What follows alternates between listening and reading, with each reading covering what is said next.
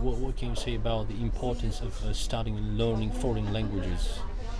It's a In terms of foreign languages, I mean, languages are one of the signs of Allah Azza wa Jal. So it's a thing that Allah has given each tribe, each nation a language, because it kind of makes them uniquely stand out with other people. Now, learning a language, you have to look at the reason why you're learning the language. Okay, why are you doing it? Are you doing it because you want to do business? Is it doing it because you want to actually help being a translator between two countries, or some works that you can translate?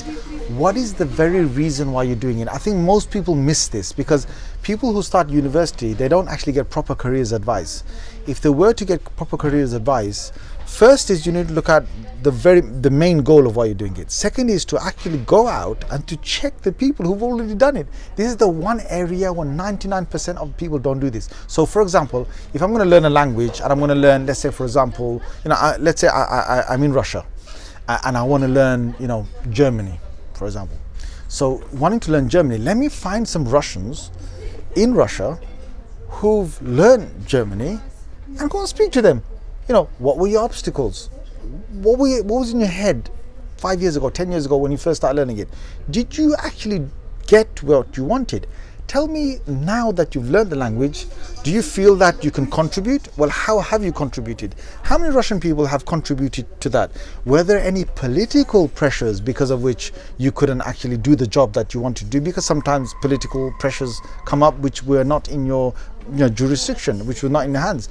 So to talk to the people of the field who've been there 10 years ago is a really important part of why you want to go into it today. If you don't consult them, you don't know what you're heading for, right?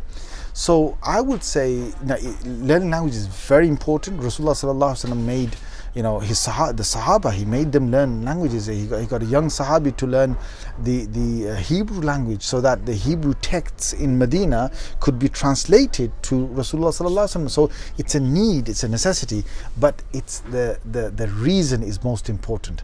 Even in the Arabic language, subhanallah, most people don't know this, but some people, people just go, oh, I want to learn Arabic, and they just go straight in. What they really want is, they want to understand the Quran. That's why a lot of Muslims, let's say for example, want to learn Arabic because they want to understand Quran.